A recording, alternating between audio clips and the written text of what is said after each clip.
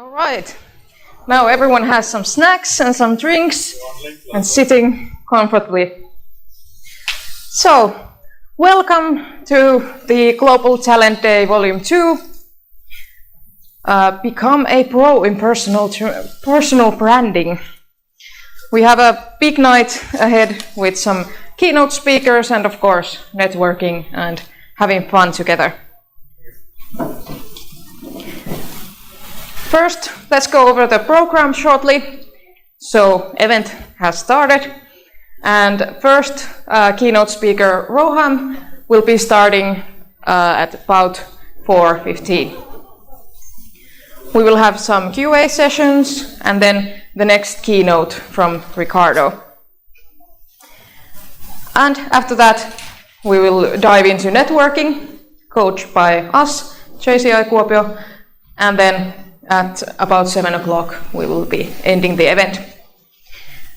Hope everyone has a fun time, and if you have any questions or any comments, feedback, please, you can contact our project leader, Sanna, in the pink shirt. So welcome everyone. This event, as you know, is hosted by Junior Chamber International, Nuorkauppakamari in Finnish. We have this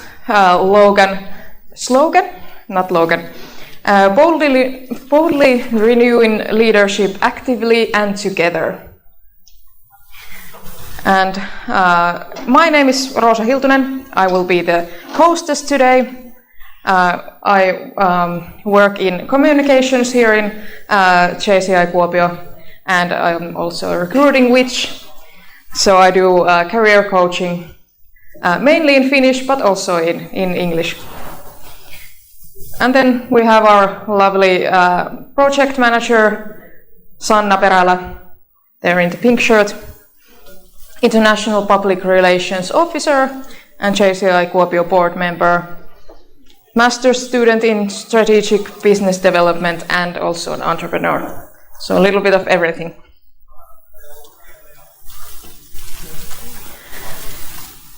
Firstly, as you probably can see, this event is hosted or streamed to YouTube and partly recorded to social media. So if you have any questions or you don't want to appear on camera, please contact Sanna for that as well. And any other questions, comments, as I said, me and Sanna will be here to help you.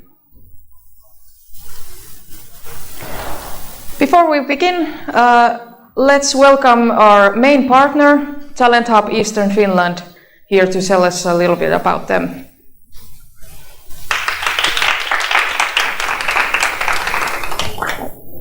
Okay, welcome to all. It's very nice to be here. I really wish to welcome you. Talent Hub Eastern Finland it's a project founded by the European Union. There's 6 different educational institutions in the project, and the whole purpose is to help our international students to be employed here in Eastern Finland. We don't want to lose you to Helsinki or anywhere else. So that's the idea. And if you are not in any of these educational institutions, it doesn't matter. We will help you anyway. So this is for all international talents, this Talent Hub Eastern Finland, who are just living here in Eastern Finland. So please contact us if you have any matters or you will want to ask something from Talent Hub. You can find my email. That's the first email over here in the list. Marko Pietilä, Juuje. So yeah, thank you and welcome.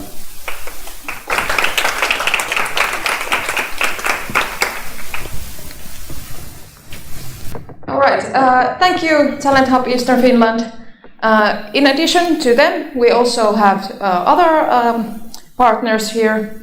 We have Talent First, they're in the corner. Please go and introduce yourself and get to know them as well. They are also here to help international students and workers and everything. Then we have Ahoy Creative, and Ricardo, our next speaker, is from them. Thank you, Ricardo. And then Kuopio Talents Community and Ezekiel with the camera there. Thank you to all the partners for helping us make this happen. All right, let's get started with Roham's speech. Welcome to the stage.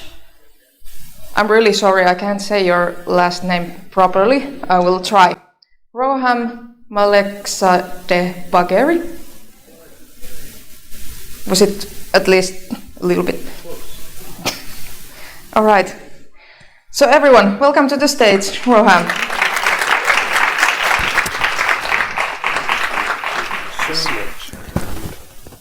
Oh, should I do that? Oh my goodness. Yeah. Okay. So, definitely. I wish. Thank you. I was hoping that I wouldn't do that. Yes. Here. Yes. So, hello everybody. This is Roham. While my slides are coming, I would like to introduce myself a bit. Yes, I'm the one with the long last name. Thank you for trying to pronounce it right. My last name is Malekzadehbagheri, and my name is Roham. That's something that you shouldn't care. But I would like to introduce myself first. Who am I that I'm here? I came to Finland as a student 4 years ago. And during this time, of course, I was trying to get the business administration for the reason that I had a dream to be an entrepreneur, and I thought that I have to learn, from the scratch and all the fundamentals. As I said, I've been here only for 4 years, but more than half of that I have worked for the Finnish government for 2.5 years. And of course currently working for the private sector. But if someone would have told me that I would be able to work for the government in Finland, even though I'm coming as a student, it wouldn't even be a funny joke to me. So how I did it is the question. And the other question is that based on the fact that I have received 5 job offers in Finland and got the jobs without applying to them. So it has a direct relation with personal branding that I want to take you with myself through this journey that I have been through. So, the beginning. I moved to Finland in November 2020. Came to Snellmannia. As I said, I had the dream to be an entrepreneur. Then, of course, I had a 1-year-old daughter and a wife coming to Finland in the darkest time, and the culture, language, system, laws, all of them were as dark for me, as unclear for me as November, because it's the darkest time of the year, I suppose. So this wasn't the only problems. The struggle just began. So I had this thought that, okay, with no degree, with no relevant experience, and without knowing the Finnish language, how am I going to put the food on the table for my family? And that was quite stressful, and it brought me anxiety.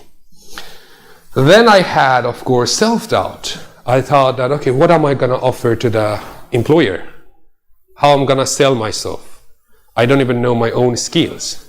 And I'm here to study business, I'm a student. What can I do? So the only option for me was to go through blue-collar jobs, such as newspaper delivery and cleaning and so forth. So of course I started to work as a newspaper delivery and cleaning. So like I was a bachelor student back then. Imagine from 8 a.m. to 4 p.m. I was studying. From 4 p.m. to 5 p.m. I was doing the cleaning, and then on weekends and some weekdays I had to do this newspaper delivery job, and also I had family duties.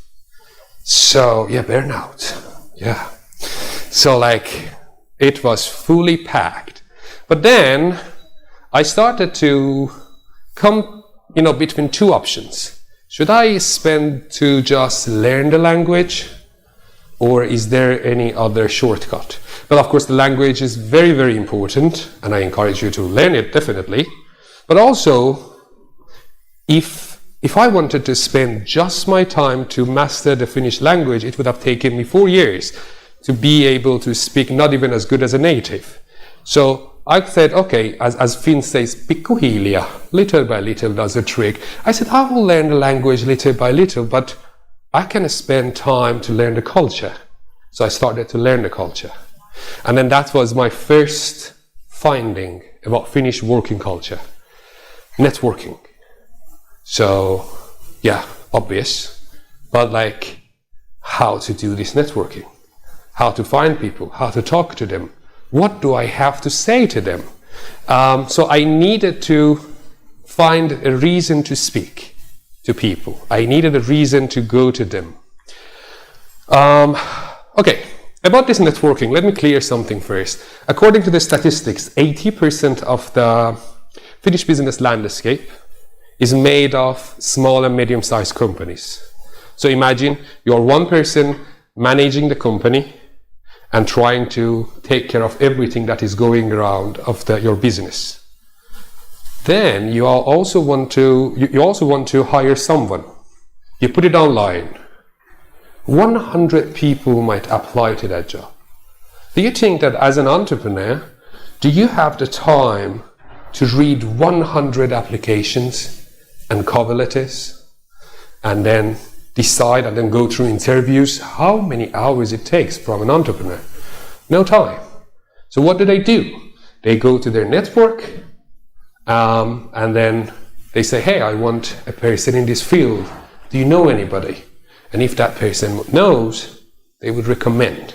Due to the credibility of that person who had been asked, they trust and they hire. So technically, the majority of the jobs you see online is the 20% of available jobs. 80% of them are not online. Not because they don't want to, but because they don't have the time to process everything. So networking was the key here. So the second, so as I told you, they have to trust this person in their network, and based off that trust, they hire the person. So this comes the second key cultural insight, trust. This is very important in Finland. And that's why I thought that, okay, building network is one thing, building the trust is another. So, as I said, I don't want to repeat myself. So, this is how it goes. Like it or not, most of the jobs are going through networks that they trust. And I knew that my only thing that I should focus now, based on these cultural aspects, is that I have to make network and build trust. Before I go to the next slide, let me share with you a mindset of Roham, the student. I thought, because I don't have relevant experiences, because I don't have that much of, I don't know even my skills, I have to focus on my studies, get a degree at least, a bachelor degree, and then go to the labor market. Little did I know that I was too wrong on this mindset. I will tell you later why. So I had to do a shift. I had to focus on getting, from getting a degree to build this network and trust. That was now the shift that I was going through. And then I reached out to my teachers, seniors, whoever I knew at the school and said, hey, I need an internship. Please, if I don't care if they pay or not, I just want to have a reason to speak to people, to network with people. And then my teacher sent me an email and said that, hey Roham, I recommended you, again, recommendation. I recommended you to this person who is the project manager, so like go and talk and maybe you can work for this North Savo Talent Hub. And then that's how I joined my first internship, North Savo Talent Hub. Remember the full time with cleaning, school, newspaper delivery and family. At top of that, I was also working part-time for North Savo Talent Hub project. Burnout. But I didn't burn out, because then during that time I learned how to do the time management, how to manage my time, and most importantly, even though I was very busy, then I was exposed to the Finnish culture and the challenges it brought with it. For example, one thing that I can share with you is that I would be given the objective, and then I should have created my own tasks. Nobody in my own country, there was this micromanaging, that do this, do that, do this, do that. But then here it was just objective. So I learned that I have to actually know what's the goal of the project and try to deliver the results based on the goal, and then define my tasks. For this reason, I had a reason to talk to people, to reach out to people. And to solve the goal, to solve the problem, the project is out there because of a problem. So to solve that problem, I started to come up with different ideas that how can I help international students. Then I came up with the team, of course, that we had.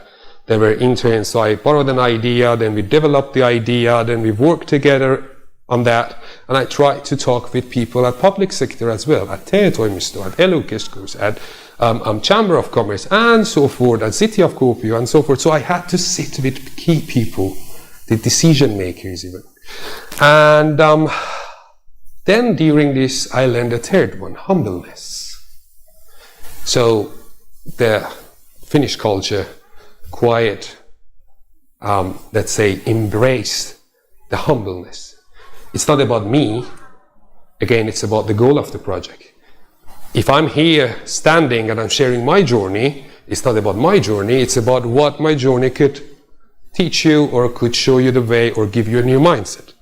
So I learned this humbleness and I try to bring it. It's not about I. It's about us, the community. And then at the same time, I was trying to post frequently with this goal, with putting this humbleness on top of everything, to post even though I had only 30 people on my LinkedIn. I sat with someone, I posted there, and I tried to bring it from the perspective of the community, the international talents, because I was working for them. So, this idea that we have borrowed with Talent Hub, I have the privilege to have my supervisor also back then, one of the supervisors here. You heard about Eastern Finland Talent Hub. Back then it was North Savo Talent Hub, and I had the privilege to learn a lot from them as well. So we borrowed a very good event. So it would help the international talents. And the event was creative. It wasn't that much of it in here. I don't want to go about the event, but it got a very well publicity. And then I arrived in 2020, and in 2021 I was already on the cover of Savon Sanomat, the local newspaper. So, yep, 1 year, and I said like, okay, good start, not bad. And it was an unexpected recognition, because I went to daycare to take my daughter from the daycare, and the teacher said, hey, I saw you in the news. Then the classmates reached out to me, the Finns even reached out to me and said, hey, good job, you're doing a great job. Teachers even started to talk to me in a different way. And then I was like, okay, this is great, the LinkedIn visibility. But again, don't forget the humbleness. I posted on LinkedIn that it is a great honor for me to be on the cover of local newspaper. It really is, but I will only feel proud when I can read the news that says internationals can land meaningful jobs easily in North Savo. So again, I didn't talk about my own being on the cover. On LinkedIn, this is from the perspective of personal branding, about the community, about what I'm doing. So, yes, Yliopistonranta internship came after. Yliopistonranta is a governmental organization, and then during the idea phase of this event, and then after the event got viral, I was offered to join Yliopistonranta as an intern, a 4-month internship. So then I terminated my permanent contract in cleaning. I took the risk because it was a permanent, it was good for my visa when I want to renew it, my resident permit. But I said, okay, this one is paid internship, and I want to, even though it's 4 months, I will just terminate my permanent and I will go to this 4 months internship. And I still continued to post on LinkedIn every week, sometimes every day, and LinkedIn grew little by little. But during this time, something better happened. In the coffee times, I used to sit with people in the same building, and I didn't know TE-toimisto, the employment office, the main building is in the same building as Yliopistonranta. So I was having coffee every day with a TE-live manager, the broadcasting branch of TE-toimisto. And I had no idea he's in that position. We were just exchanging tablets. So during this process was that when my internship at Yliopistonranta ended, I was offered again to join TE-live to be the media producer and host intern. A 5 or 6 month internship started, and it was a new journey for me. I had no experience before that, and then I got to learn. I produced content for working and living in Finland, and it got national visibility. So now my LinkedIn post shifted from North Savo to nationwide. And because of this project's success, I got even higher rate of publicity. I was more seen, but still I had this belief that I'm getting the chances as much as I'm serving. I'm being served as much as I'm serving. So this was the second governmental organization that I was working for, TE-live, where I produced 8 episodes, but still interviewed 16 people. You see Ricardo here, the next speaker here also. And then it was surprising because TE-live's videos usually got 200 or 300 views per each video, but then my videos got again a huge publicity. It was 61,000 views, 30,000 views, 27,000 views, again 30. So on average, 30,000 views per each video. It worked quite well. I even had to sit with people from Ministry of Employment and Economic Affairs of Finland and discuss about the project and then share on LinkedIn again. After that, I gained national recognition, and I was invited at a major governmental event by the Ministry of Employment and Economic Affairs called as Talent Boost Summit as the speaker. And it was the first time I was talking live in front of around 1,000 people. My voice was shaking very badly.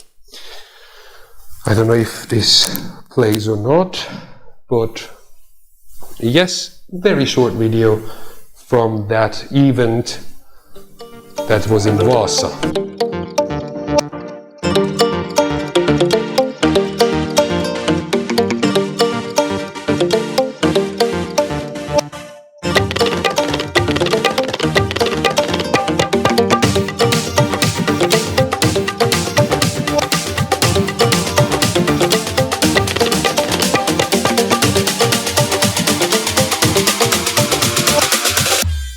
It was the place where I got to meet with people and network with people that I couldn't even imagine. So I broadened my network from North-Savo to whole Finland. And because of this project success, I was more seen. And then Savonia photo shooting came up, and then they asked me to be on the Savonia's photo shooting. Then I was also at the school's pictures, as you can see there. So I was everywhere. My videos were everywhere. I was invited as a speaker to different places. Now the school got the so like I was trying my best to, you know, like kick the ego and keep saying that it's not about me. I'm being served as long as I'm serving. So Jon Blomberg was the person who gave me the opportunity, who had been my mentor at Yliopistonranta and always had my back. And when I read this comment of his on my LinkedIn post, it is one of those milestones that I always feel proud, because the person who gave me the chance wrote for me that I'm proud of you, you've done a great job and achieved a lot in a short time. I still remember our first meeting when I decided to offer you an internship. And because I love pizza, he mentioned the pizza. He knew how to motivate me. Pizza was the only thing. You can say yes. So from Kuopio to nationwide recognition, then I received invites, as I told you, for different events. But the most important thing is that I continued working for Live for almost, at the end of the contract, it was 2 years, until 2024, until 5 months ago, on 2 more projects.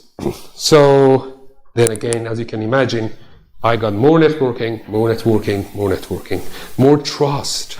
Because now the people I was building the connection now, they knew me, they knew how I work, and now they trusted me even more.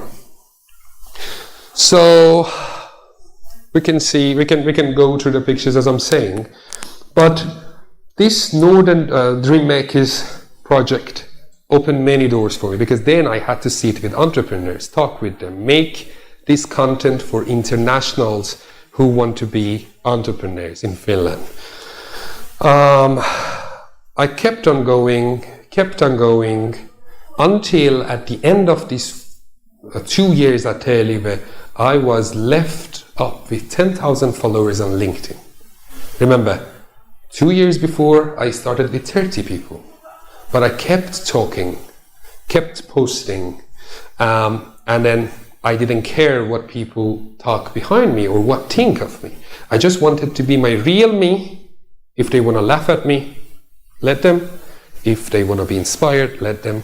If they hate me, let them. But what I care about is that I want to help international talents.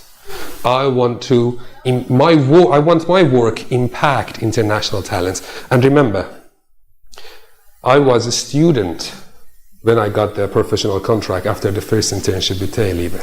So I was already working on a professional contract while I was a student. So this mindset that I have to get the degree and after that go to the job market was not true.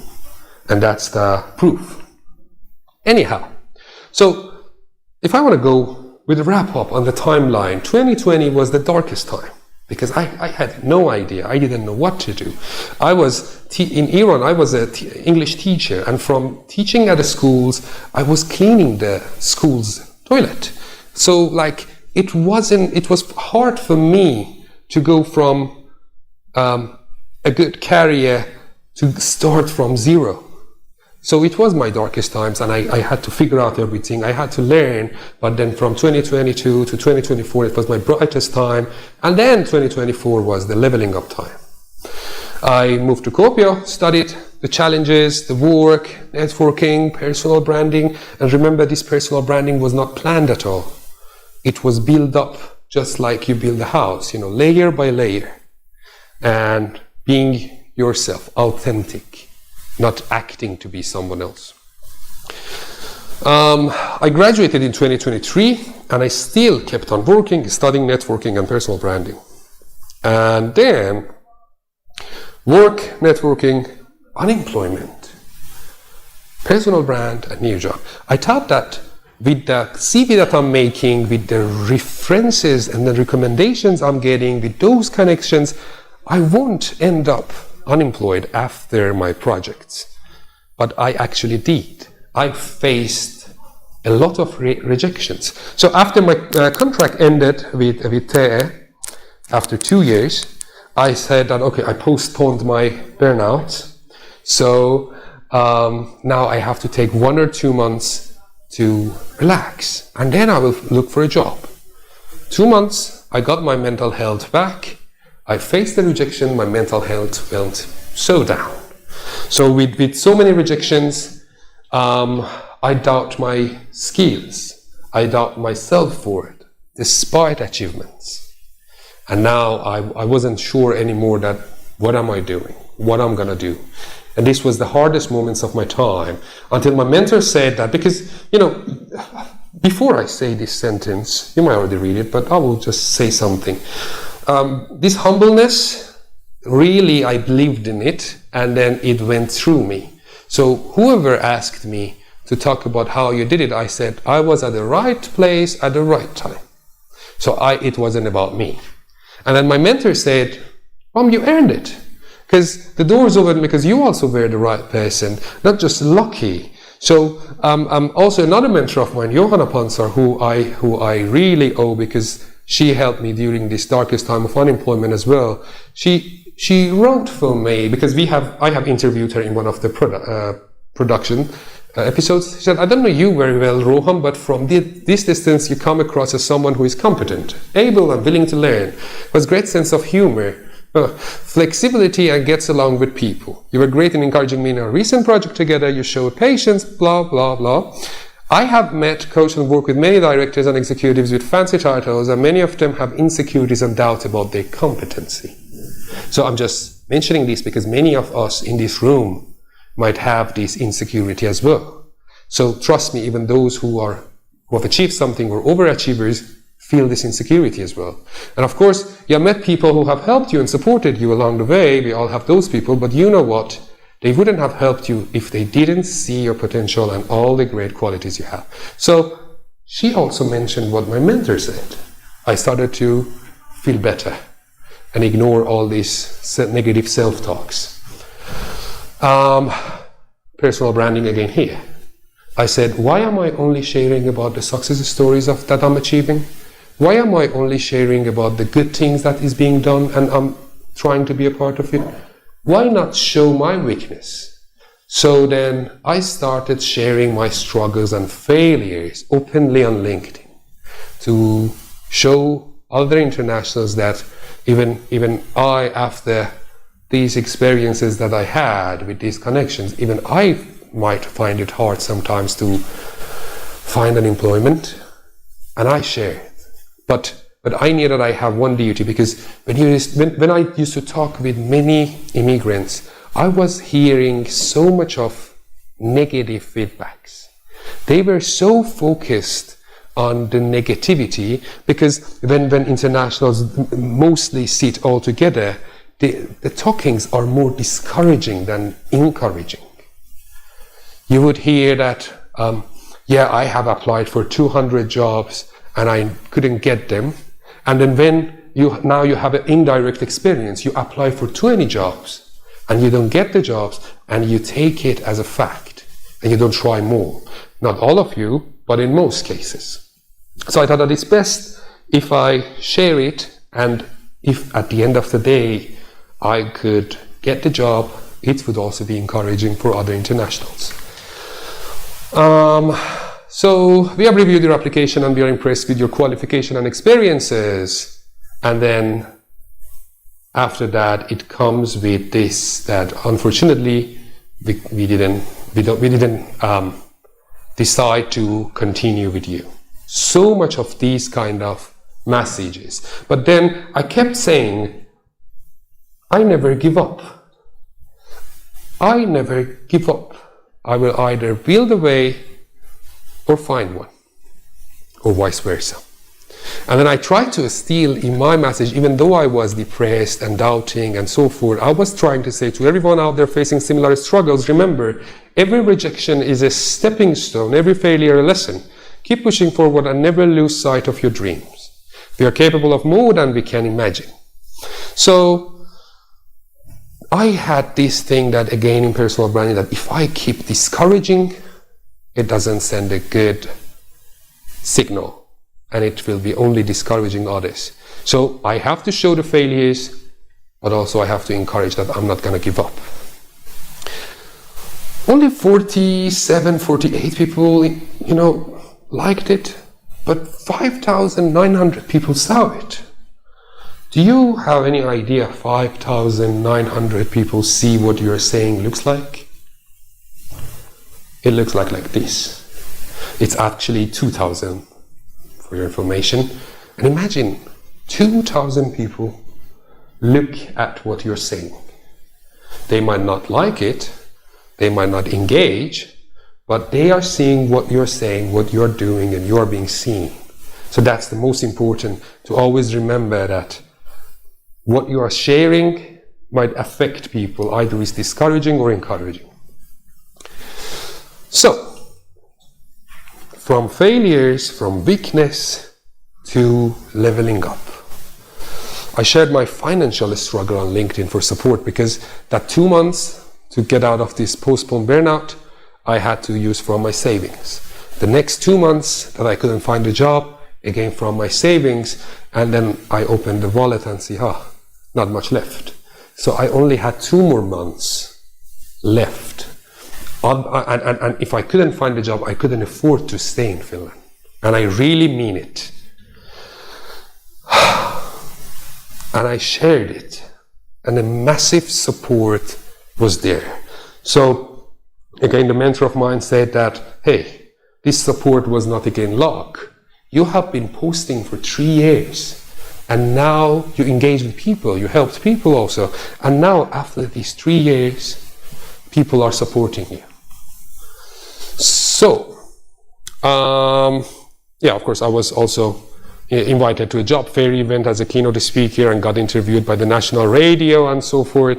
And again, in that radio, I didn't talk about myself. I talked about the fact that international employees are being seen as stereotypes. If they make a mistake, all international have made a mistake. If a Finn does the same mistake, they say only this one person was like that, not all Finns. So it was mostly based on a research that I shared on this interview, which of course, both internationals and both Finnish and native employers have to do, something to overcome these challenges. Anyhow, that's not the point. About the post, I must leave Finland if I don't find an employment within the next 2 months. I shared this. 195,000 people saw it. 1,700 engaged with it, did the reaction, 175 comments, 67 reposts, and people actually were reflecting on what personal brand I was making. I know you really want to stay loyal to North, but join this region, you might have a lot of offer. It could offer you a lot career-wise, or like another person, Laura Koivisto, has said that Roham has been a great ambassador for Kuopio region and its educational institution, don't let him move away. People have started to somewhere, oh my God, this is really insane how our country works. You have given so much to this society, I can't believe this is happening. Or I have seen some of your work and I think your work speaks for itself. So much of support that was heartwarming for a person who was very depressed and was doubting his skills. The next chapter is that after that post, 2 weeks after that post, I got 3 job offers. I didn't apply to them. I chose the most suitable one at tech class, and I had to leave Kuopio. So I left Kuopio and I started fresh in Helsinki at the new company. That's the private sector I mentioned in the beginning. And I kept on reflecting on the journey from uncertainty to stability on LinkedIn. So, there are some key takeaways. Networking, build actual connections. Build the trust. Be humble and stay humble. And don't ever give up. These 4 are the most important things that helped me throughout my journey and throughout my personal branding with whatever I was sharing on social media, mainly on LinkedIn. So, as the ending sentence, because I know I've talked too much, I usually talk too much. But anyhow, where there is will, there is a way.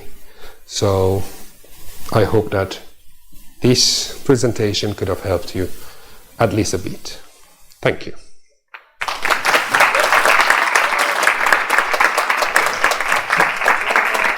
I think we have this. Thank you. It's not about me. So, is there also a question and answer? I wanted to ask. Yeah, if anyone has any question, I would be happy to answer. Sure. Please. Okay. Ladies first. So, Sari Morko, please. Well, I'm a community outreach and marketing coordinator. Yeah.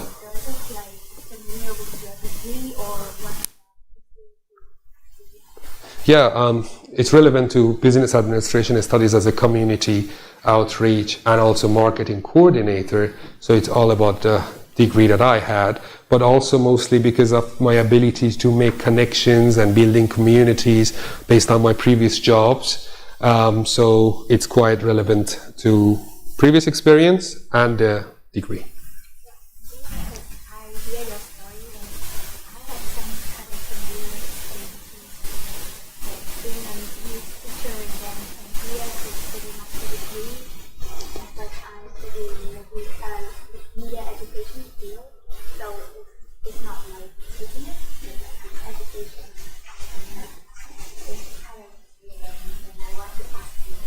Sure. During the event we have this opportunity to discuss, so definitely I would be happy to discuss and see what I can help with. Sure. Marco. Yeah. And the question is more I don't know at what point you started sending application outside of Malekzadehbagheri, but I think I can understand that your goal was to stay there, because that's right. You started your journey, very inspiring, and then you proved yourself, your commitment to the region, to the city, in just a few years. So at what point you started applying for a position outside Malekzadehbagheri? Because for as much as inspiring as your story, in the end, you left the region. Yeah. You had to leave the region. Yes. It's not a choice. You wanted to stay. Yes. And while it's a success story for you, it's a bit of a failure for the region. You have lost the talent like you. So my understanding is, my question is, I'm trying to understand at what point you realize that, okay, I'm not going to be able to stay here. I need to expand my horizon. And how many applications you have to send outside of Finland before you got the final offers? Yeah. So let me tell you from this perspective. From economical situation, now we are in a recession. Not in Finland, in the whole world, this recession is coming. So many companies are downsizing rather than recruiting. So it's understandable that I couldn't land the jobs because the recruitment and the like labor market is actually not really well, not in the whole Europe or like even globally. So that's understanding. And then we have to also take into consideration my weaknesses, that I didn't know the Finnish language. My Finnish language, I wasn't competent in this language, and my field of work, especially in this region, I have to be able to speak it so that I can work with the customers and so forth. So I take the blame on the economy and my lack of competitiveness in these two things, which are very important, as I mentioned. And the third thing that I can say is that how can I say it? My state of mental health and mental capacity was also another reason that I couldn't do the 100% that I could do to do the ground research, to try to go and knock the doors that much. I had this trying, because I was a media producer for 2 years, and that means like project manager. So. But I couldn't understand that, okay, I'm a fresh graduate still, and I only have 2 years of project manager experience. So I kept on sending application for the same positions. So it was my misunderstanding of my competence based on the, when someone is reading the CV. So like I should have gone for coordinator jobs rather than a project manager. So like I would like to say it's not a failure on the region, it's mostly on me, myself, and maybe of course, it's a two-way road. Therefore, that's how I see it, at least. But definitely, I would have loved to stay. I have left, but it doesn't mean that. I mean, like I always say, I felt home here, and when I wanted to leave, it was very heartbreaking for me, because I wanted to make this personal image that international students could stay committed to the region they get graduated from. And I couldn't keep it, so it was very sad for me as well. But I'm sure that as soon as I get an opportunity to come back, I wouldn't even, have a second thought. That's the truth. Any other question? No question on burnout? So. Why does it look like I have burnout? No. You were surprised, and that was just a joke. Yeah. Oh, I'm very expressive. What the? Sorry, I just forgot the way to it. Anyway, I noticed your network came from the LinkedIn, in my understanding, right? Yes. But, for example, what if someone doesn't share that much in LinkedIn, they're shy or whatever reason? Do you have any other ideas where they could get their networking? Like you said, if you send one application among 100, they're gonna So, how do you get the person to say, hey, that one is good, I trust him? Mm-hmm. Good question. Well, I know that introverts and extroverts have got different approaches, but I myself would not be able to share on LinkedIn if I didn't have a reason to talk. And that's why I thought, okay, this internship is working well, because it gives me a reason to share and talk. But still, it doesn't mean that everyone has to go this way, because it worked for me, maybe it doesn't work for someone else. Therefore, now you and I are talking. Imagine in this event, we get to talk to different people. Now we know each other, so we can get connected on LinkedIn. Then later on, maybe you share on LinkedIn that, hey, I'm open to this position, and then I would repost it. Or like I would write a comment that, hey, I have discussed with this person, and she is quite an enthusiastic person to, pursue this. And people might see it again from that post. So what I'm trying to say is that it's all about trying to get into hear what people are interested. Like here you ask me, okay, what are you interested about, or what are you passionate about? And then I ask the same from you. Now we are connected. We exchange LinkedIn, and that goes on with different people. The second is that you get a reason to speak based on your work, based on your experience, based on whatever you want to shout out from. And then that's how it can go little by little in that perspective. Did I answer your question to some extent? We can discuss more and I can think more, so maybe I can answer it better even with that. Yeah, thank you. Any more? Perfect. Thank you so much. Okay. Oh yes, thank you.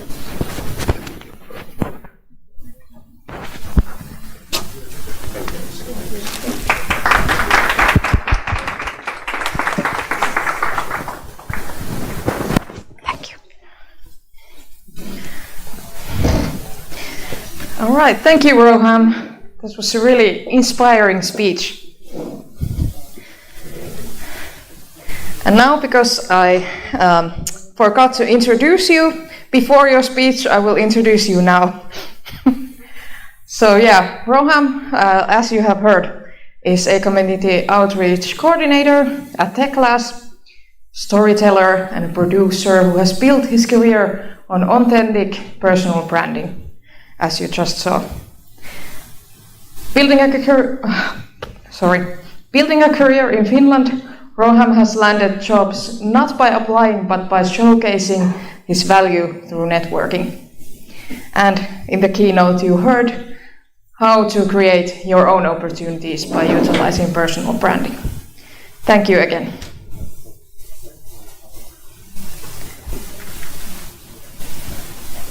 Now, did we have time for a break next? Yeah, 5 minutes of break, and then we will continue with Ricardo's. You guys want to join us here? Yes? And because I I like it like really cozy and personal, so if you guys get closer, will be great. Because it's like everybody's somewhere else. People like their personal space, but we're gonna... Yeah, let's... It's a great opportunity to set an example.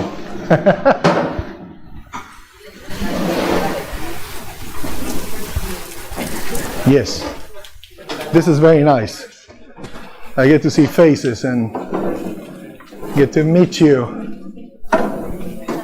At least in this very small instances that we share together, it's really good to kind of see each other eye to eye. Even though my eyesight is now failing rapidly. You know, you hit 50 and it's like everything like, you know. Thank you for having me here.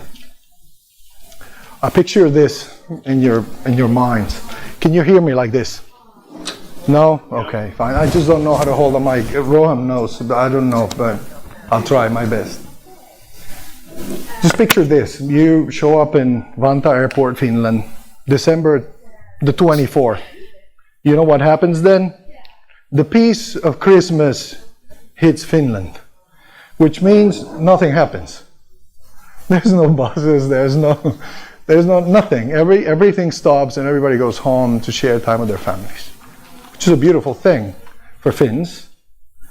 It's a bit of an interesting time for those who come, specifically at that time, in a foreign flight, and you're the only immigrant who has to stop at the immigration booth. Everybody else in my plane went right through as Finnish citizens or European citizens. I was the only one who had to walk to the booth and face the immigration officer, who kindly, quietly looked at my document, looked at me, looked again at the document, kind of looked through the pages of my passport, and he asked me a question that brought a realization for me of what I was myself getting into. He said, "Do you know where you're at?" Yeah, that was his question. So that presented to me, okay, this is my first step into, again, another challenge in my life as a professional, as a family head. I'm a father of 3. And that's how my journey started in Finland. Stepping into the unknown and being seen as a foreigner. The thing with that there's nothing wrong with that. And that's what I want to walk you through today, so we understand what a strong personal brand is about. Let's see if this works. Yes, it does. Thank you. So, long story short, I met a beautiful blonde, blue-eyed, white skin, gorgeous Finnish woman while living in Boston. This photo is from Miami when we got married, but we lived in the United States for over a decade. We shared our lives, we learned from each other's cultures. We were in common ground, because she was not in Finland, I was not in Colombia. So we met in a culture that was strange to us. We needed to learn, we needed to adapt, we needed to go through many things that Roham mentioned before. So, the story continues. I met this gorgeous woman, and then we had 2 daughters, our biological daughters. She's now 18, was born in the United States, and this one is 15. So you know, raging hormones at home. Talk about learning to adapt in a foreign land of teenagers. And that has been our story in Finland. That has been, in a nutshell, who I am as a person, where my priorities are focused in. So what we come today is to understand what is really a personal brand. And a personal brand has one key element, and Roham brought it when he was giving us his presentation. And it's a word that not in many cultures is looked as a superpower, but as a weakness. It's vulnerability. Everybody understands what vulnerability is, right? Okay. There's a really good author out there that I recommend that you guys read or listen to her TED Talk. Her name is Brené Brown. Do you guys know Brené Brown? No, I recommend it highly. She was a scholar, a psychology researcher, or psychology researcher professor at the University of Texas. And she went in to debunk what vulnerability was, because she did not believe in vulnerability. She saw it as a weakness and the character traits of people. What happened to her? She was transformed by the power of vulnerability as she researched it deep and deep enough, understood that vulnerability has only one way of describing it, and it is courage. So with that, I want to start sharing with you what a strong personal brand is. I have this is a motto for me, and this has to do a lot with what Roham said. Is in whatever environment that we are, however the situations are, circumstances and cultures are different. Mainly when we come from one into another one. Many of you have experienced that here in Finland, right? And as Roham mentioned, the majority or the most common thoughts are the negative ones. It's always about how difficult it is, how Finns don't understand us, how they don't get us, why is it that they don't speak more English. I mean, we go into this rumination.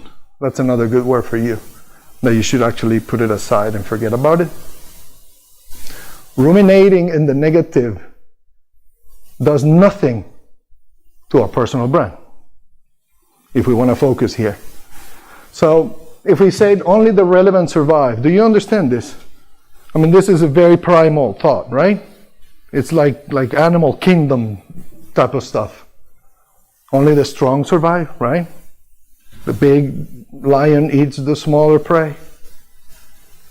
So if this is our reality as professionals or as immigrants, I came here with a profession, with experience. I had all my guns. I have everything ready. I came to a culture that requires adaptation. So all my tools sat there in the box for a while. It took me 2 years while going through the adaptation process in order to be able to live and to contribute to this wonderful country. So, what is the most important word in this sentence for you guys? Relevant, right? Do you guys agree? So do you know what relevant means? Well, let's look at it. Because I'm a words type of guy. That's what I do for a living, so I like to find the meaning of words. If I use them, I would like to know what they mean and how we can use them. Understanding what relevant means, or relevancy means, it gives us a perspective into what we're living right now. You're students, the majority of you are students, if not all of you are students, that have come from a different culture, different backgrounds. So how can you find what makes you relevant here today? Relevant means being closely connected or appropriate to what it is being done or considered. Appropriate to the current time, period, or circumstances of contemporary interest. We often see, and you students, mainly, many of you probably have prior work experience. Relevancy immediately turns into our heads into performance, doesn't it? I need to prove myself, right? I need to go in and prove myself, make whatever it takes, say stuff that I don't even know about, and just try to make myself relevant. That works in a very limited, very close scenario. I want to give you some clues in how to become relevant the right way. Now, this is a very personal take on relevancy, so take whatever works for you, and I hope is useful in your life here in Finland. So now we know what relevant means, right? Like if I were to ask you today, what makes you relevant? Will you be able to give me one word? Who is able to give me one word? What makes you relevant? I like conversations, I don't like really lectures, so this is more fun when, sorry? Experience, your beliefs, community. Anybody else? See, it's not easy, right? I'm going to give you something that you can anchor to, which is, this was given to me and I think is very valuable. Do you have a set of values, personal values? Like your beliefs, like you have something that you strongly believe in. Yes? Can you name them? How many are they? If you go beyond 3, you're going to compromise your values. That's the theory. So pick 3. And out of those 3, pick 1. It's not an easy exercise, is it? That's what relevance is. It's really understanding what you stand for. Why you get up in the morning every day to do what you do. So that's an exercise in relevance and understanding what am I not willing to compromise. And that's a really difficult exercise when you change cultures. Because the culture demands from you to change your values, right? I mean, the social rules, individuals might not. But the social rules you feel, these are feelings. You feel that you need to compromise your values, right? Have you lived that here? I have lived that here. I've been here for 15 years, or over 15 years. So, if you agree with this, we can move on to the next part. A relevant personal brand is authentic, empathy-driven, and adaptable to ever-changing circumstances. Would you agree with that statement? Do you understand the components? Do you know what authenticity is? Which means that you get to be yourself. You don't have to compromise your values. But it is followed by something very powerful, which is empathy. Meaning that you need to put yourself in the shoes of the Finns before you complain about it. That's my recommendation. If you stay on your own shoes and complain about it, you get nowhere in Finland. And the most important thing is this adaptability. You need to be willing to learn from the culture you're stepping in. And there's that word that you closed, there's a will, there's a way. Will is a key word here. You need to be willing to adapt. If you're not willing to adapt, your journey here is going to be uphill. And then this is a reality in our world. Not just in Finland, anywhere you go. Circumstances change. Constantly. We see that here all day long. So, how willing are we to adapt? To be more empathetic? To be able to actually continue to be ourselves, hold on to those values. It's a good exercise. I recommend you do that at home. Write them down on a piece of paper. 3. And out of those 3, pick 1. And start working on that one really hard. So, empathy. Let's walk through those 3 really big aspects of this journey to relevancy. Can somebody hand me the water? I'm getting really thirsty here. Maybe I'm really nervous. I'm sharing something very vulnerable. So I get really dry. No, the water. The Vishu water. That one, yes. Johanna, thank you. You open an order, thank you. Great. See, this is what vulnerability does to you. It's to put you on the spot, and then you get really dry. I don't know how Roham did it all. I mean, I want to be like you when I grow up. So empathy. What is empathy really? It's an action. It's an action that supports your values. And it should be opting for the path to tolerance and understanding. This is very difficult when you come to a new culture because it's different. It forces you into a different structure. But my recommendation, when those thoughts come to your head and you say, Finland is so hard, it's so cold, it's so dark, it's so boring, these people don't talk, they don't look at me, I get into an elevator, they look at the floor, they want me to speak Finnish fluently. All of that, it's not true.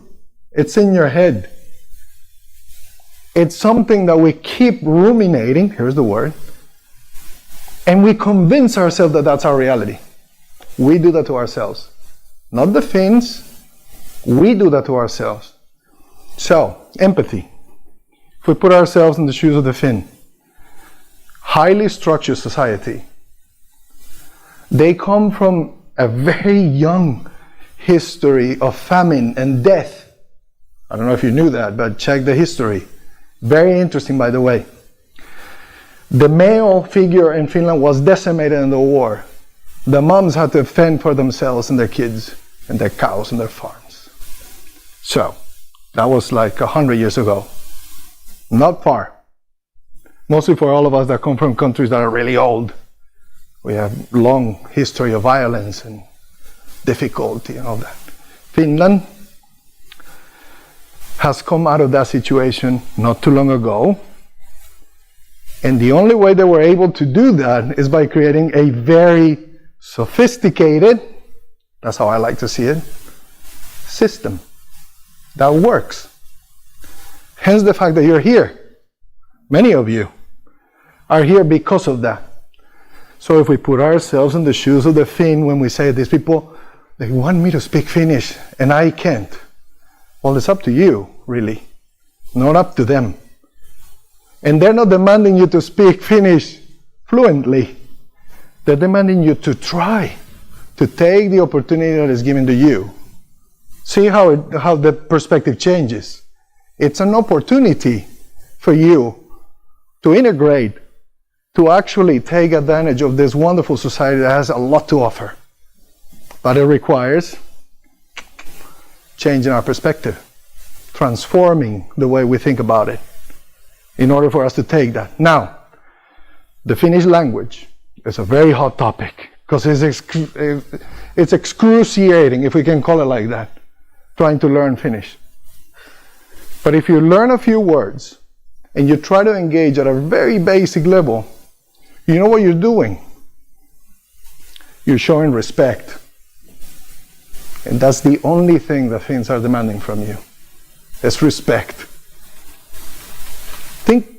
Put that in your head and think for the next week, and whoever's taking, survival Finnish or Finnish 101, I don't know how you call it, but if you haven't taken that class, take it. It doesn't matter if you're afraid, just go, take it, try it, and don't be afraid of failing. Be vulnerable with yourself and say, I can do this, even if it's a couple of words, and even if I say them wrong. I take language because that's one of the really big ones here, right? Do we agree on that? Because we go out there and we present ourselves to the businesses and, well, you don't speak Finnish. Of course, doesn't it? It's easy for them to say. Is it there? Oh, number one in our batch. Now, there you go. There it is. There you go. So it's my recommendation, and I want to point that to this very specific part, because it all starts with empathy. Put yourselves in the Finnish people's shoes. What they're offering you and what they're giving towards your life. That's very important. The second part of it is adaptation. This is the cultural aspect, the values, the beliefs, the religion, the education, how we were brought up, all these things that we carry as we navigate the world. Many of us are citizens of the world. I went from Colombia to the United States and then to Finland. 3 times I had to restart my professional life. Or 2 times. So I brought it from Colombia to US and then to US, from US to Finland. So adaptation is this again, this keyword here. Very important.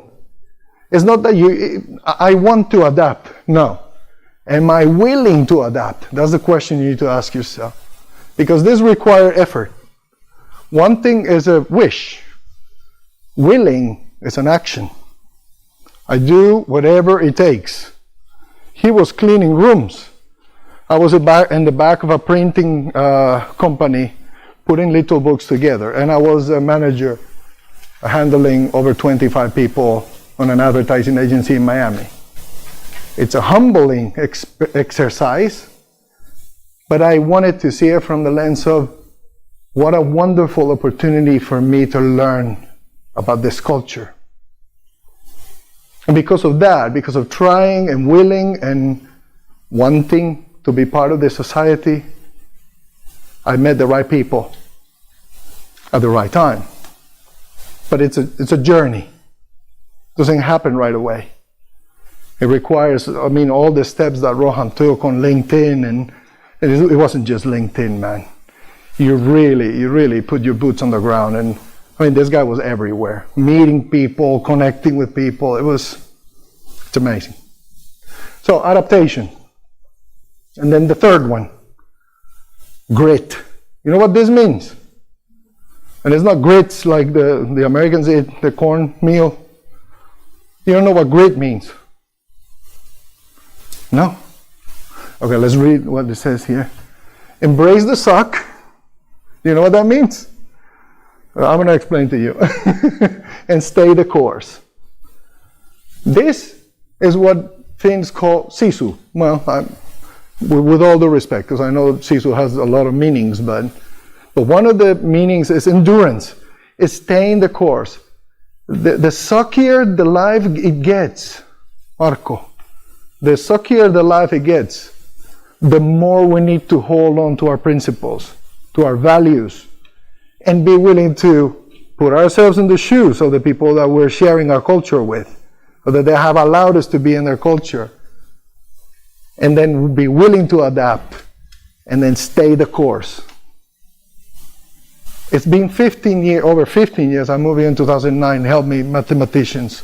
2009 to 2024 is what? 15. Thank you. What's you? Yes, 15? You said yes, thank you.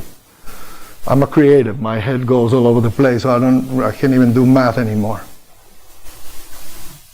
15 years, and I still struggle in a good way because I believe in embracing the suck. Every day brings its own worries. Either you're here or back in your country, whatever you're at, every day brings stress, brings worries, brings challenges. So there is no difference. We should not make a difference. We take on the day as the day. Tomorrow will be another one. So this is very important. So the combination of these three, empathy, the desire and the willingness to adapt, and the resilience, you use that word, the resilience to stay the course.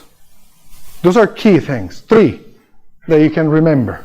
This is like the values, right? If you have those 3, only 3, you can stay the course. You can remind yourself always, in any situation, check those boxes. Am I looking at this from the lens of empathy? Can I replace this thought with my willingness to adapt? Do I have the energy to embrace the suck? By the way, embrace the suck is a sentence used by the Navy SEALs in the United States, actually. When they go through the last test of becoming Navy SEALs, sorry, didn't mic. Too many things. That's what they actually tell them when they're about to quit. You know, they have to run. You know what they do when they quit? You don't know. They have to go and ring a bell that is in the middle of a courtyard where all the barracks are. And it's a very shaming experience. So the way their instructors tell them to stay the course is by telling them, embrace the suck.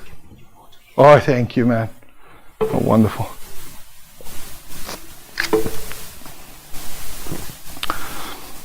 So what are the three words? Remind me of the first one. Empathy. Thank you. Yeah, don't be shy. I mean, we're family here. Empathy, well, first was relevance, right? Then we're understanding that. We're going to go back right now to that. The very first word was empathy, right? The second one was adaptation or adaptability. And then grit, resilience, courage. These are the things that for me, have worked as a survival kit. I have faced similar challenges as you have.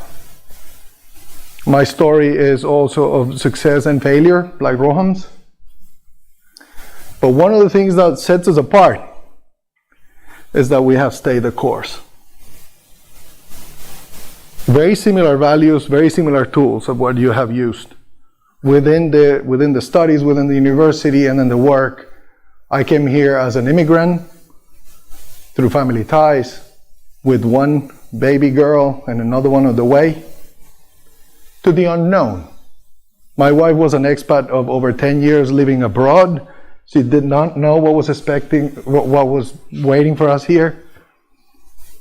And I started from scratch, from zero. My professional life started from zero.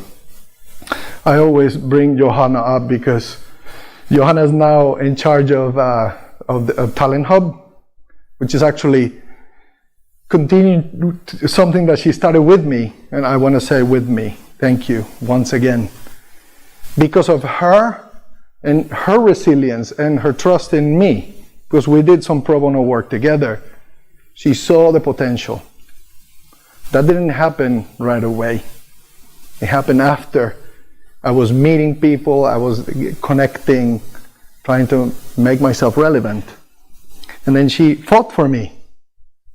So I had a Finn who actually stood in the gap saying, okay, this person needs to be put to work. You need to give him the opportunity. Similar situation what happened with Roham. People stood up in the gap and said, you don't have to worry about work, we're going to help you, we're going to give you opportunities. But it requires a journey. You guys are in school, take the opportunity this time, take this time to get to meet people outside of the university. Take training jobs, take cleaning jobs, take whatever you can. Not because you have to, because you want to. And most importantly, because you're willing to. Do you get that? That's a very important thing. Change that word wanting for willing. It really helps your mindset. So, here's where I'm coming to the point of relevancy. Empathy allows us to do what? To integrate, right? To come into the culture, understand the culture. Grit allows us to show the world what we're made of, right? That we have the strength and the grit and the endurance to do whatever it takes. Either it's in the professional, academic life, or is it in the working day as a blue-collar worker or a white-collar worker. It doesn't matter. By the way, in Finland, there's no blue and white. I don't know if you knew that, but everybody's pretty much the same. Adaptation is something that I believe it makes you desirable. The willingness to adapt makes you desirable for those companies out there. And this has to do with attitude. It doesn't have to do with skills. We believe that the more skills I have, the more desirable I am. Yes and no. My learnings in Finland since immigration is fairly new for this culture. This is a given. You have overly educated people in Finland. So skills are good to have. You have to have your diploma and your things. Some experience will do some good. But they protect what they care the most, is their culture. If you don't fit the culture, you don't fit the job. See how that works? Usually in our countries, I mean, at least in mine, the people you know, the ones that can put a word for you, right? And then your skills are the combination that gets you in the door. In Finland, it doesn't work that way. You show them respect and willingness to adapt. Then they look at your skills and they figure out if you're the right match for their workplace. It helps us change a little bit our mentality when we approach workplaces. And what this combined does, it gives you what? I mean, I pointed because I want you to say it. It's very important. You know, when you say it, it becomes real. If you just look at me and you're thinking, oh, I have to go home. The boss is going to leave. Jeez, this guy talks too much. You know, I know this because this is what I do for a living. So when I ask you to say the word, it's because I want you to be present. Say this word. Purpose. Purpose overrides everything, and is what makes you relevant. If you understand what your purpose is, here today in Finland, in your career, and what you're going to do next tonight, what is your purpose? It might be that you want to have fun. That's a purpose. That's something that you want to live fully. This is presence of mind. It actually states you why. Why do you do what you do? Why do you get up in the morning to come to school? Have you thought about that? Why do you get up? Who can answer that? It's hard, isn't it? Well, that's my job. This is what I do with my clients. We need to get there. And it's very difficult. But it's the single most important thing for every one of us is understand why do we get up in the morning to do what we do? Because that gives us purpose. It gives us the guts to embrace the suck, the willingness to adapt, and the vulnerability to be ourselves with our own values, and also to look at the culture that we've been invited into with different eyes. So this is sort of a formula. It takes us to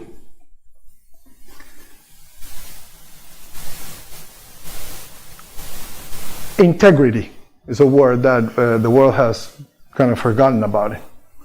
Now you have to be with the flow, right? That's what technology tells us. And just go with the flow. Like trends and life goes this way, let's go that way. And then tomorrow changes, let's go that way. You know, as TikTok dances change, we change. Well, that's the father of teenagers talking, right? You guys might not be on TikTok. Who's on TikTok here? Don't be ashamed.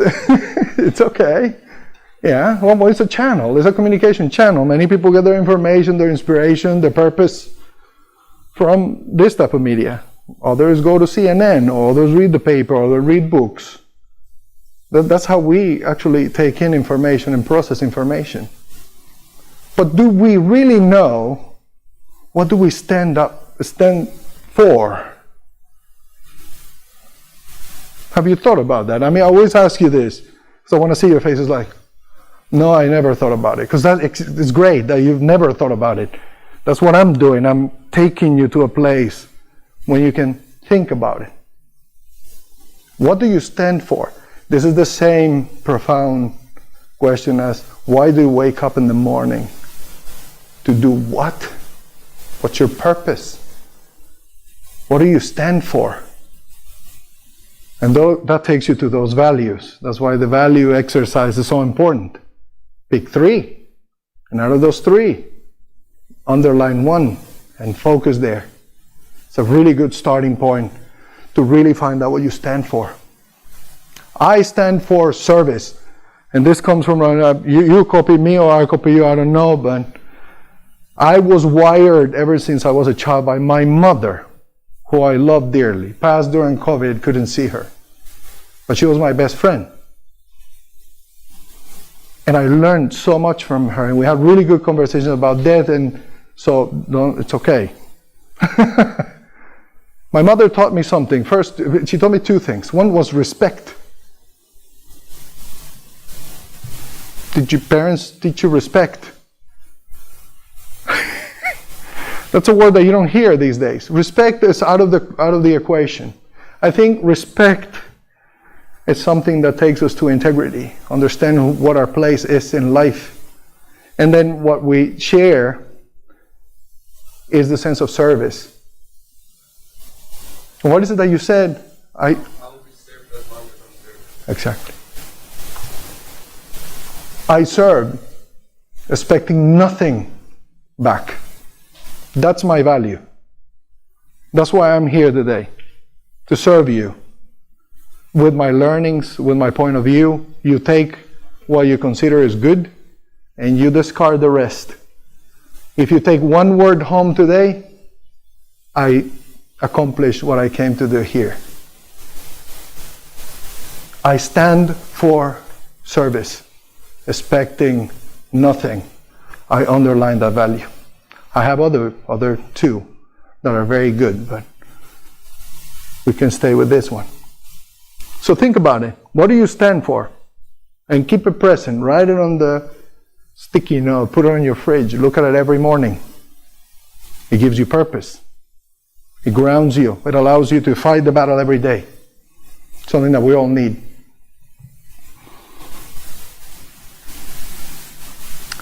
Here's my biggest piece of advice. We like to give advice. You gave one, I'm gonna give another one. So, and I'm gonna start saying this is not just in Finland, but it is very appropriate for Finland as you get to meet people, as you get to go and apply for internships, get a job or apply for a job.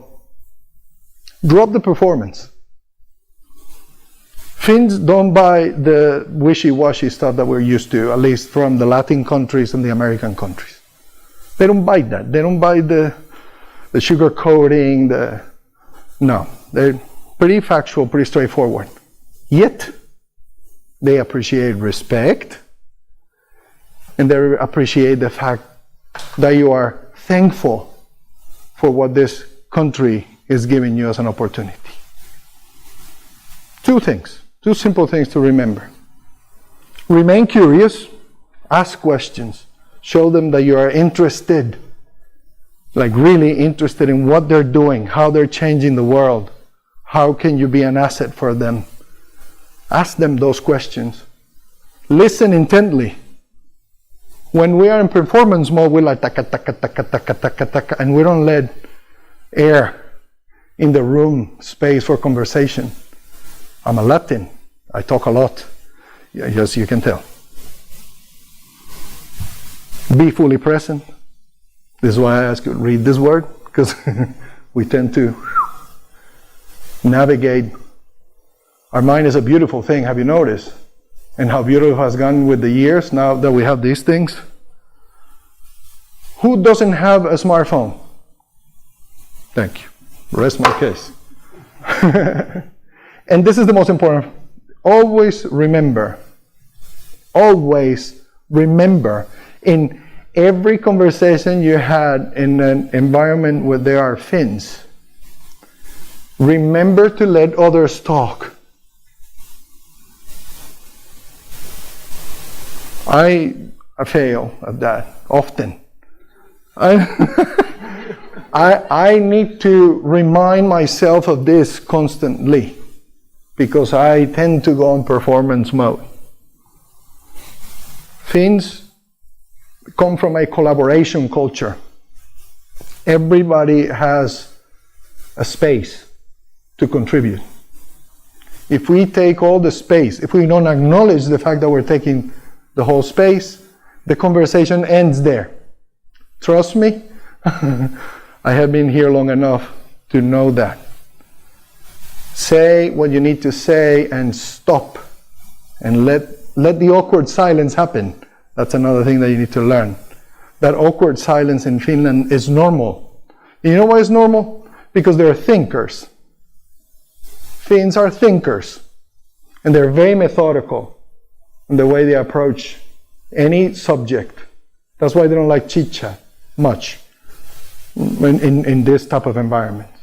So if you remember these things, you have a much better chance to engage with Finns in an objective level.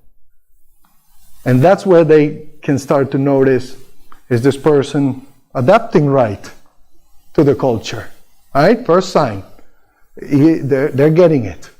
They're adapting. Second, you leave space for them to start to dig into your skills, meaning they get to ask you questions. Now that you're leaving the space for them to talk to you. See how it works? It works backwards. Because now you get to this part where you become relevant. You're not performing, you're curious about what they're doing, and then you're willing to adapt. And then you have your bag of tricks. You have your resume with all the list of things that you can do that are superpowers. See how the formula works here in this recommendation. I mean, this is something that I apply to my work every day. This is what I want you to take away. Do you know who Maya Angelou is? Great. That's really great, because now we align at an empathy level, right? I love words, and words carry a lot of power. That's why I work with words. People will forget what you said. People will forget what you did. But people will never forget how you made them feel. That's a profound statement said by this lady who's actually a civil rights activist with a lot of leverage on that movement, who experienced these situations by herself. But then she knew the power of us as human beings when we're able to converse, to have a dialogue, to understand what we stand for. The fact that she was willing to adapt to the circumstances, embrace the suck of her circumstances, and then ultimately being able to make a mark on American history through her writing and through her speeches and through the movement that she stands behind. So this one I want you to take home with you. If anything, remember, and for Finland it's a wonderful thing because I gave you clues, but the mystery remains here. It's not about what you know how to do or the things you've done back in your country or your classes or your grades. It's how you make them feel. So how do you want to make them feel is the question. Every time you go meet a prospective employer, your teacher, a head of a training program, how do you want to make them feel? Meaning, what is the end result of this conversation? How do I want to end this conversation?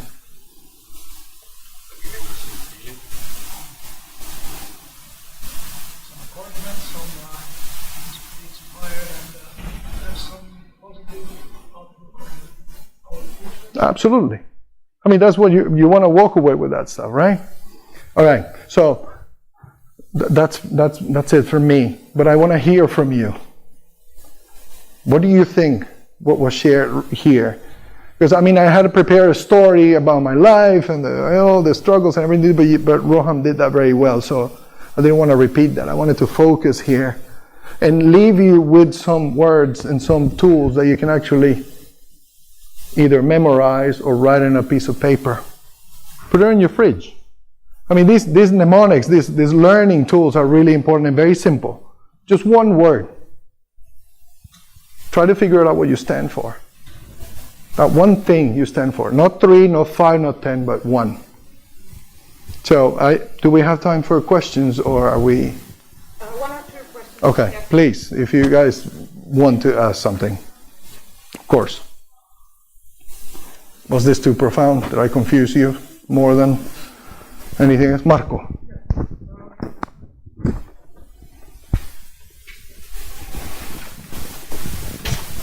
Yeah, thanks. Well, Oh, okay. I'm getting mic'd. That's cool. You're getting mic'd. Yeah, That sounds That's that's a term. I think I've heard your speeches more than once over the year I've known you for. I don't know how long. Over a decade, yes. Yes. I think that the message you've been trying to send, and I think you achieved it very successfully today, it's what I would call sort of a starter kit for immigrants in Finland. Thank you. And this is not a criticism, absolutely. Mm-hmm. It's absolutely needed. I'm wondering a bit more the second step. What is the advanced level? The 201 lesson for immigrants in Finland. Because of course, I'm sure you're adapting also to the audience. Most people here are students. I'm assuming myself that not everybody here has been here in Finland a long time, and it's very new to the culture. So this is the perfect starter pack. Your Swiss Army knife to keep in your pocket, 100%. I think though things become a bit more tricky and difficult when we advance to a later level, a higher level. And you made a few points that leave clue to what immigrants can do to influence the society they are part of. You said Finnish people are thinkers. Very great. And I think still too many companies are unaware of how to hire immigrants or work with them. There is great anti-discrimination law in Finland that says that you cannot be discriminated by, amongst other things, language. But there is a footnote. The footnote says if the Finnish language is absolutely required for the work, then it's okay. And behind that footnote, countless of Finnish companies hide behind that. So you said Finnish people are thinkers, correct? So it's up to us immigrants to make them see that it's not always, you don't always need the native fluency to perform the job. And that it's something that us as immigrants, we have to do better, because there's too few efforts toward that sort of education towards Finnish employers, that it's not black and white. Stop hiding behind that footnote that says, oh, I need highly fluent Finnish for this job. Do you really? Correct. Do you really? Another thing is, you've seen across multiple levels, is also that learning language, I'm a linguist myself. One of my many educational background is in languages. They don't go, you're learning language, you don't go, there's many levels, and you don't advance at the same rate with each level. There's understanding, oral comprehension, writing, speaking. You can be very good at one and very backward at the other one. And your average is sort of in between or whatever. So it's a spectrum, it's not, there's many shades of knowing the Finnish language. Yes. But from state level, from public level, private level, it's just, do you know Finnish? Speaking it and writing fluently. That's it. There's no in between. So us immigrants are in a sort of a situation where we're like, okay, I know a bit, but I can do my work if you lower a little bit the threshold. That's where the key is, and I think it's a process. And Snellmannia, sorry, I'm going to try to briefly answer. We can talk about it like we did like you did with Roham. I sit on both ends. I'm an immigrant. I came in as an immigrant. I joined this firm back in 2011 as a junior designer after being a studio manager. Then I was given the privilege of becoming art director, then creative director, and now I sit there as one of 5 owners. And we were 9 when I joined, now it's a company of 40. So this is I'm gonna give you my take from the employer side or business owner. The same way we demand that Finnish companies open the doors for immigrants with not full Finnish language as their base. The same way we need to understand that companies in Finland are young in general. They're very young. They're also adapting to globalization. They're just taking baby steps out. Only a few large companies in Finland have been able to go out and succeed. So it is being a process. Now, when you have an influx and the possibilities of training individuals in Finland in specific professions in English, that's where the demand comes to the company to really start really exploring the possibilities. What is this talent? Or what are the opportunities of having this talent come on board? Now, that's easier said than done. Finnish business is a complicated thing. I just want to just drop this there for a second. I know you have the background on. Yeah, add something in between. Yes. Sorry, and also they are being mostly said, by the media and not being shown.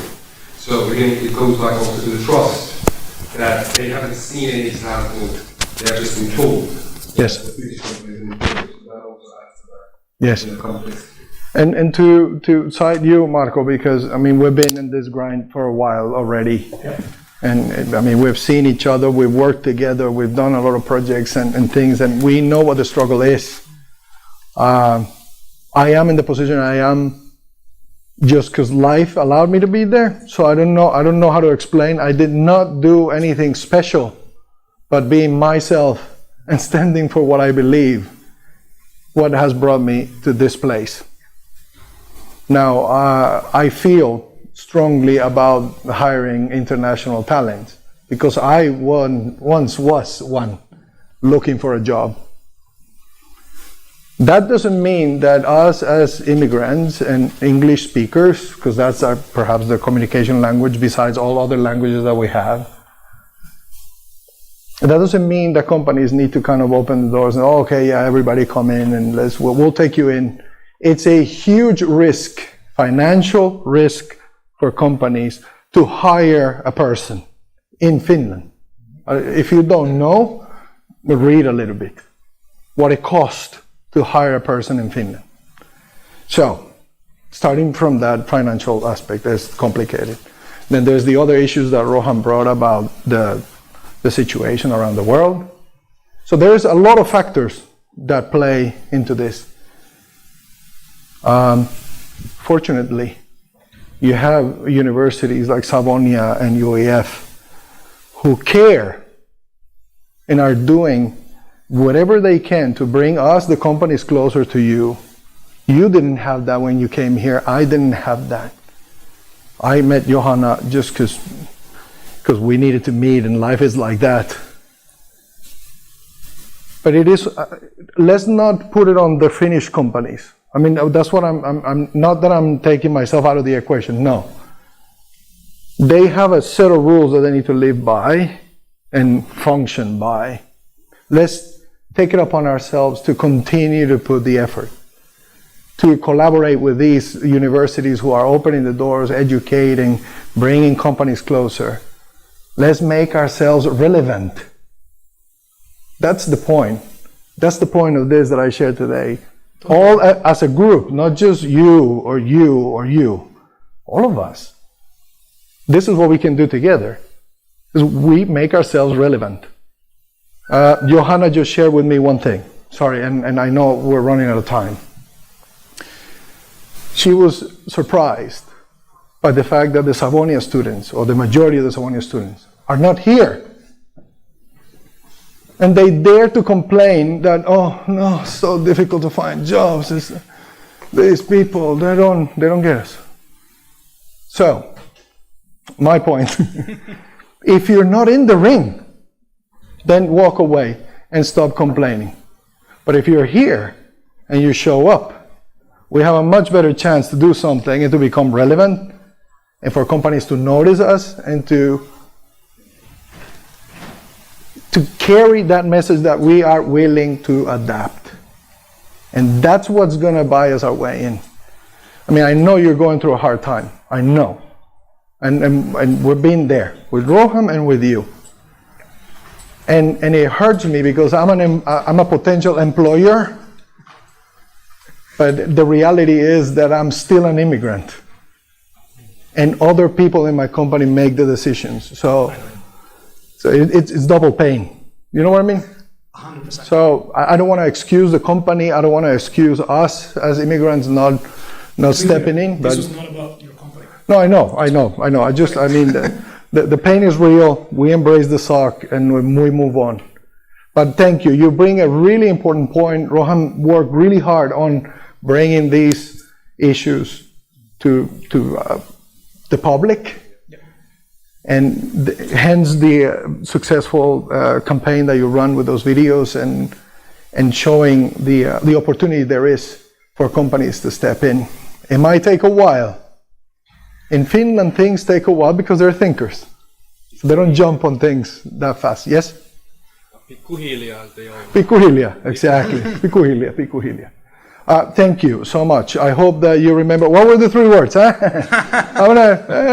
Let's not look at this. What are the 3 words? What was the first one? Empathy, adaptation or adaptability, and grit, which is resilience. Sisu. Learn that one. That's really important in Finland, by the way. Do you know what sisu means? Look it up. Thank you so much.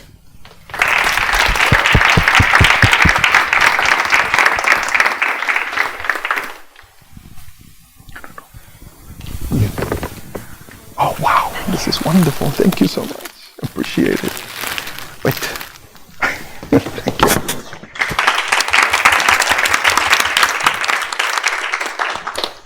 All right, thank you, Ricardo. Do we get like a standing ovation or something? No need. Waves.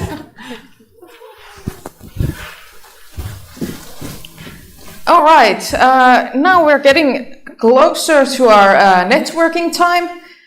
We just have a few small speeches here. First, we will be hearing a little bit about Kuopio talents, and then about networking.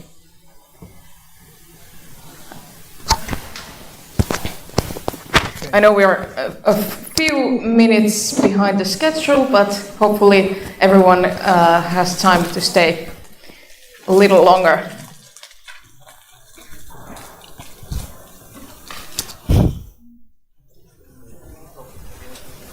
All right, let's welcome to the stage Ezekiel.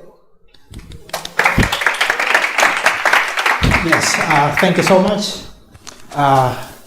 I did not imagine, or I did not expect today to be this heavy. I think the content which has been shared today by both speakers is worthy being paid for.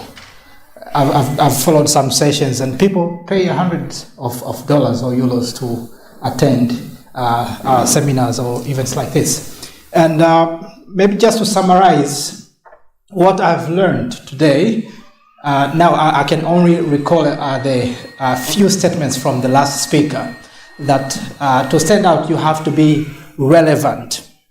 And if I can summarize that, I would say being relevant is being useful. That means if you show up someplace and something happens, then you can become useful in that thing. I think that's how I would define being relevant. And one thing which I believe and I know is that every person in this universe has been blessed with a particular talent, but very few people. According to motivational speakers, philosophers, they say it's only 5% of individuals excel to use their talents to do something. And maybe some other time, if JCI will invite me, I will also speak more on talent. But very briefly, I can define a talent is simply is it an ability or obligation? It's an obligation, not ability, because everybody has a talent. So you can't say talent is an ability. Talent is an obligation to fulfill a particular purpose. And unfortunately, like I said before, very few people manage to do that for many reasons, and some have been said here. And what I can say is that one of the reasons is that we are different. We are different. Some people, they have got that strength, as Roham has demonstrated, but some people, they don't have that strength, or aggression or assertiveness into showing their own talent and something like that. And this is where Kuopio talent steps in. I've been through this also job-seeking situation. I have not got out yet myself. I'm still, and I've realized most of people are still struggling. Even some people who are hired now in the government, there are some people who are going through very tough time, mentally especially, because of the downsizing Roham mentioned. So no one is out of the circle. Everybody is in the circle here. And I believe there is strength in numbers. When you are many of you, you can share resources, you can encourage each other, you can teach each other. And it's easier to take a step, even for those who are weak. And that's why I said maybe we should come up with a way to come together as talents in Kuopio. And I prefer to start in Kuopio because this idea could be very big to handle. If we involve everybody in Finland, we will start in Kuopio with growth. Maybe we will go to other places, but we simply come together and work together in a collaborative environment. For example, I've been able to produce some podcasts with some offices here. When I began, it was very hard to begin, but at some point it was easy to start because I got some help from somebody else. And I believe it can be the same for someone else. Everyone has a talent, but to execute, maybe at some point you need a help from someplace. And that is the essence of having these Kuopio talents. We simply come together as a community. We are not a group. We are not a business. We are not an organization. We are simply talented individuals in Finland who have decided to come together in order to find a way to use their talents for the society. And how can I finalize this? I'm trying to find a way to put it. Well, it's like this. I think we have misunderstood Finland in some way. For Finland to address us, now myself I'm included, for foreigners who came here, I don't know whether for studies or any other reason, but for Finland to address us as talents or experts, for me that's one of the highest form of respect. But unfortunately, we are not living up to that because we don't understand what does it mean to be a talent. Or I can even ask a question which you can answer yourself, like if you were invited to a particular home and being addressed as a talent, please, you're a talent, can you come and help me to sort out this problem in the computer? And then you go in as a talent and then you ask the owner of the computer, so what can I do now? Okay, says, please, can you turn it on and see? Okay, so what next? What next? So you as the talent, you become the one to ask questions, to seek help. And that's the position I think we have taken unknowingly. But we have to reach to the point where we have to recognize ourselves as talents. And when we have done that, I believe it will be easy to start taking some steps which we have not seen before. Thank you so much.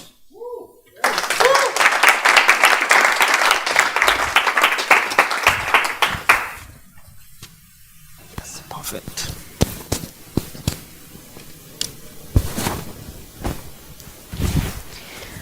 All right. It's been a long night. All right, now it is time to network. And before we get to the actual networking, we have our networking guru, Sanna Perälä, to give us some little hints and tips on how to get started. So welcome to the stage, Sanna. Thank you. Let's mic me first. Okay, hey, it's so nice to see all of you here. Thank you so much for joining the event. I know it's been a long time since we last time had a break, but during the networking, feel free to use bathroom and take some snacks, so we will get to the break part also very soon. Briefly about the schedule, we will now have a very, very short introduction to networking, just to give you some inspiration how to connect with these fabulous people here today. And then at 6:45 we will wrap up the event, and then we will be on our way to home, right? Okay, so let's dig deep to this one. So next up is networking, and now it's really the time when you build these valuable connections here and take the advantage of this event also that way. We have been discussing personal branding today, and we really think at the JCI Kuopio that networking is also a great way to build a personal brand and stand out. So I remember there was this question earlier today regarding what to do if you are not in LinkedIn, right? So this could be the possibility. If you are not willing to use LinkedIn on a daily basis, probably this is your time to shine, right? So today, based on these fabulous speeches by Roham and Ricardo, maybe we can take two things with us when we start networking. First is authenticity. So, you know, in this quote, it's summarized by "Be yourself, everybody else is already taken." And the other thing is repetition. So when you get on the discussions today, remember that practice makes the master, and we are all here in a sort of similar situation. So just get your networking going, and probably you will be better in that one also in the future. Well, here is a quick guide. Yeah, it's been a long evening also for me, so I cannot pronounce that.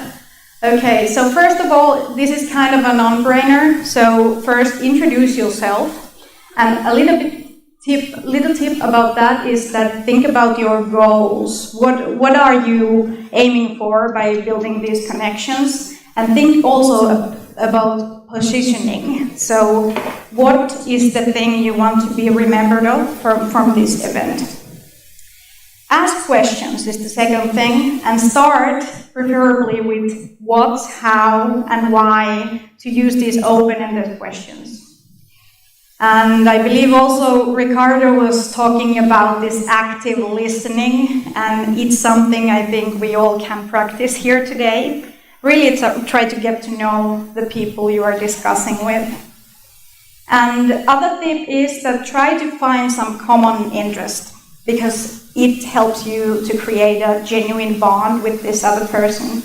And one idea, this event could be one of your common interests, right? And then some inspiration to keep the networking very dynamic. I don't know how you feel about this, but here are some kind of lines or like inspiration how to hop on and hop off of the conversations. So you could probably use some of these or use some of your own, but you can always hop on the conversation at the events like this by saying, I couldn't help but overhear you talking about the thing X that I'm also interested in. I'm very interested in this, so mind if I join?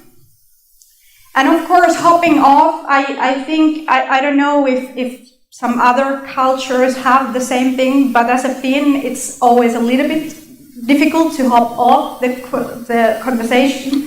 So probably you can also use lines like, it was wonderful meeting you, I hope you enjoy the rest of the event. So here are some ideas how you can hop on and hop off of the conversations. And yeah, now let's get going. So here is a quick guide to summarize, and the last thing is that if you're discussing with someone very interesting, as you probably are, remember to share your contact details if you're willing to keep in touch after this event. So now, let's start networking and have some break also at the same time. So yeah, we will be back on the stage like 6:45. Thank you very much.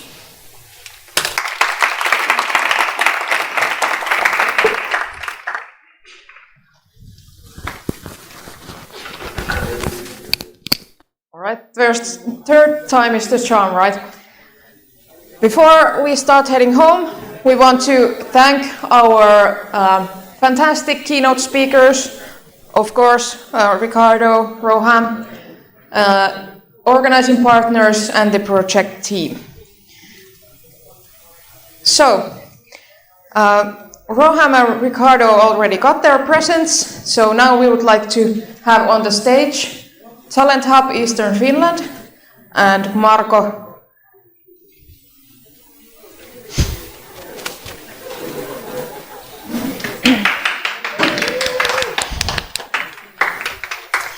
Waves.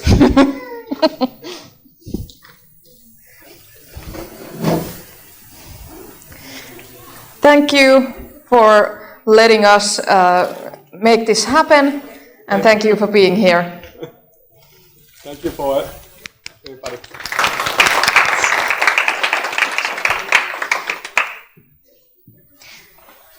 Johanna also.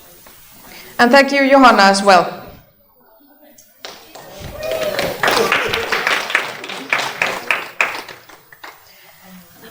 And next one in the tanks is, of course, our stream partner, Ezekiel. Please come on stage.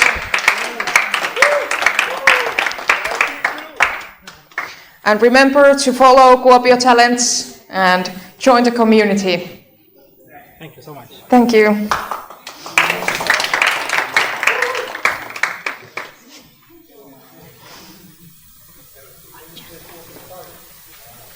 Kuopio Talents.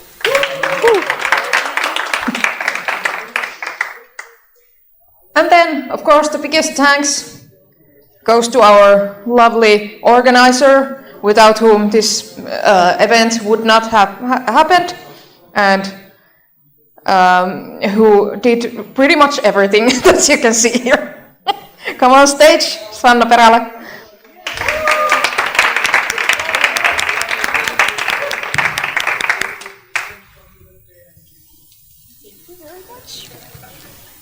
And now I steal the mic because we have to thank you also. So thank you so much for Roosa hosting this fabulous event, and thanks everyone for joining. So thank you, Roosa. Thank you. And I think that was pretty much it. We might have some concluding slide coming up, so probably we have to check that, but we are already done. Almost done. Of course, the biggest thank you. Almost forgot the biggest thank you. Thank you, everyone, for coming here, for making this event happen.